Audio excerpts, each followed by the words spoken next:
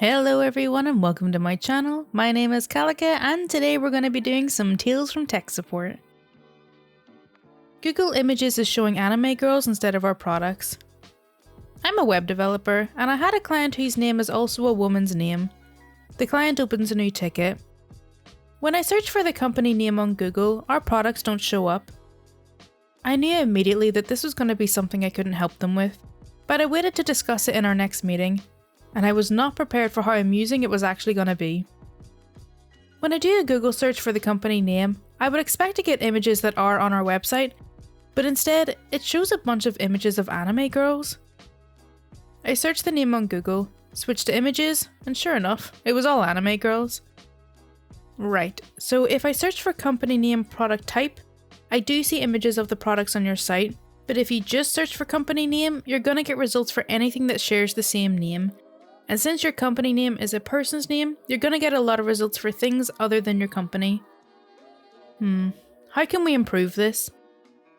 Well, you can add more meta tags to your images to make them as detailed as possible in SEO to improve their relevance, but as for searching just the company name, images from your site are not going to take priority over other images on the internet that include the same name and are more relevant.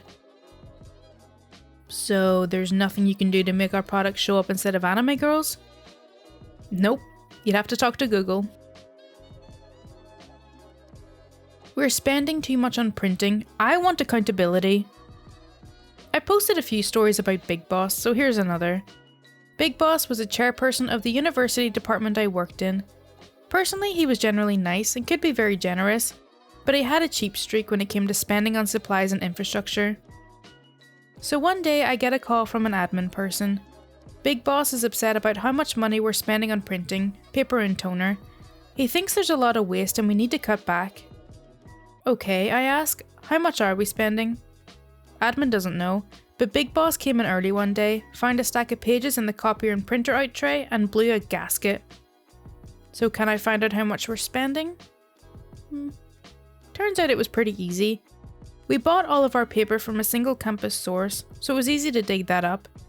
We had a contract for a big copier and printer, so that was easy to find. And I did all the purchasing for toner for the desktop printers we had scattered around, so I had all those records.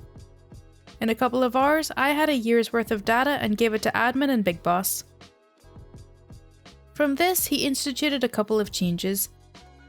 Everyone had to have a code for the copier so we could track individual usage. Great idea. Turned out we had some students who were sneaking in on weekends to copy entire textbooks when electronic copies weren't available. Big Boss also wanted me to set up print logging by user so we could figure out who the big printer hogs were. I hadn't done this before, but we used a Linux print server, so I found out what packages I needed and set it up. At the end of the month, I dumped the print log information and had it nicely outputted, ready to be stuck on a web page of shame if need be. And to no one's surprise, the project stopped there. Big Boss was far and away the greatest print user in the department. I mean, he printed twice as many pages as the next highest person on the list. As chairperson, some of this was surely proper, but I also knew he liked to print personal stuff. A lot. So we ended up not putting the information up on our website, at least until he rotated out of being chairperson. Be careful what you wish for. You just might get it. Please close this ticket, or that time that karma worked out in our favour. Hello fellow IT slaves, I have a nice little story of karmic justice to help brighten an otherwise miserable Monday.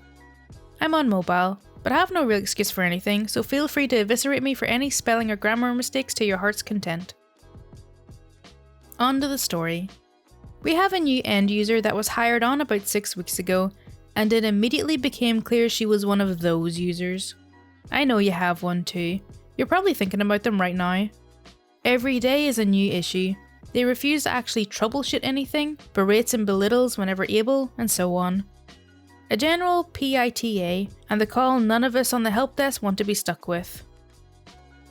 Well, today was my lucky day. Huzzah! Her computers are completely dead and they won't work at all.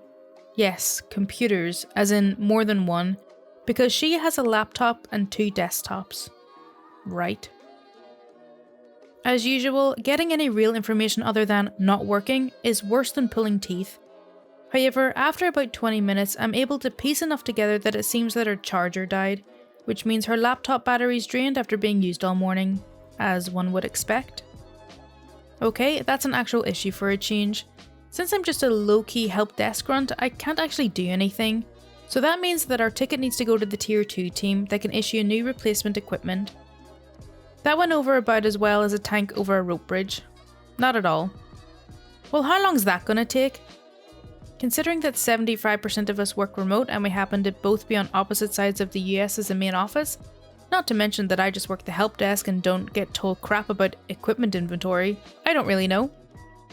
But that's just my laptop. Why don't my desktops work? Because those are just monitors, ma'am. They just display whatever the laptop is telling them to. This is ridiculous. I'm not getting off the phone until you get me someone that will actually help me. Sure thing. Let me transfer you to my manager. The manager talks to her for 20 more minutes, agrees that she's just knucking futs, and kindly reaches out to the Tier 2 team for someone to help this poor woman as soon as possible, as well as this poor woman's manager. Well, she got her help alright.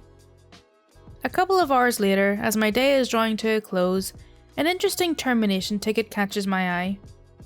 It's for our dear PITA, effective immediately. Not even at the end of the business day. Remove all access right the hell now. Which I gladly did. The wheel of karma turned in favour of the help desk for once, and I'll raise a glass to that. Quick edit. Apparently my ninja edit didn't save, but I missed my favourite part.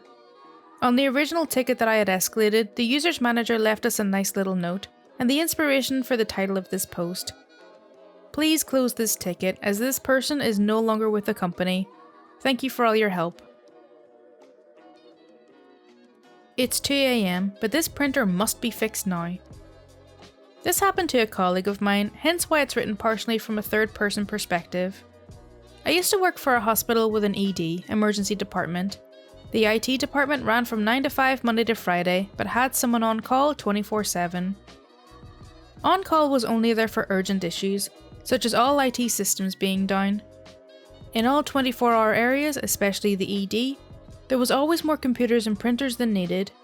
The idea is, if a device broke, there would always be another device that could be used until we resumed normal business hours to fix it. Hence, a single PC or printer being broken was never considered urgent.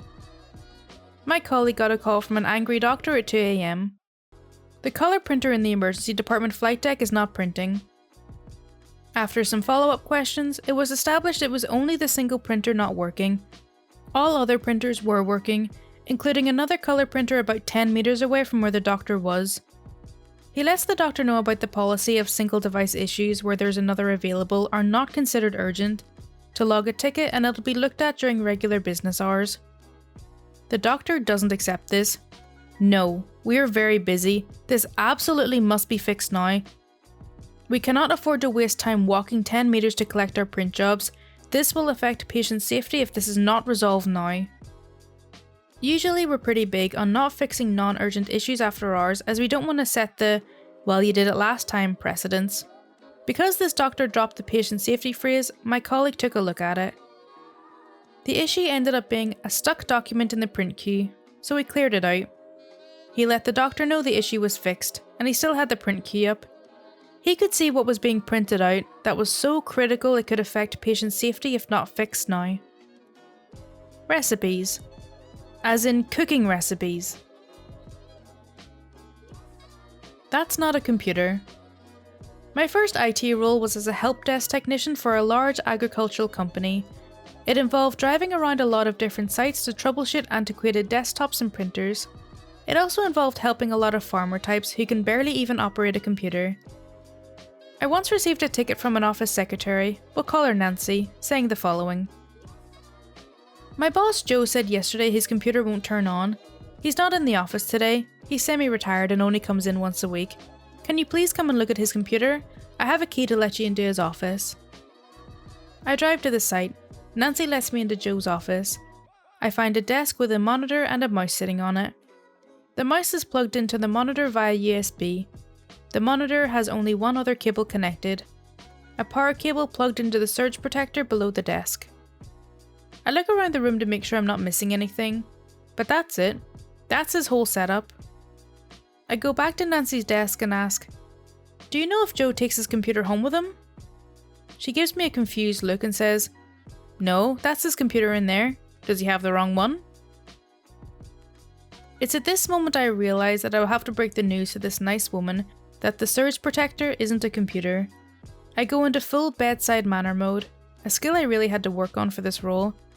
"Oh, I only see a surge protector in there. Is it possible that Joe mistook that for his computer? It would seem his computer is missing from the room, which explains why the monitor isn't getting a signal." She looks shocked. "You mean that's not a computer? But that's what his setup has looked like for months.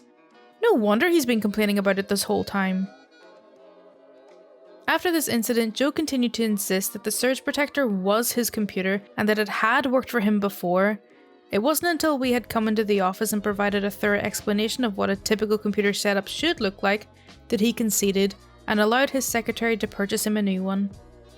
We never figured out what happened to his old computer. Okay, so that's all for r/Tales from Tech Support. I really hope you did enjoy it. As always, if you do want to see more content like this, then please do subscribe.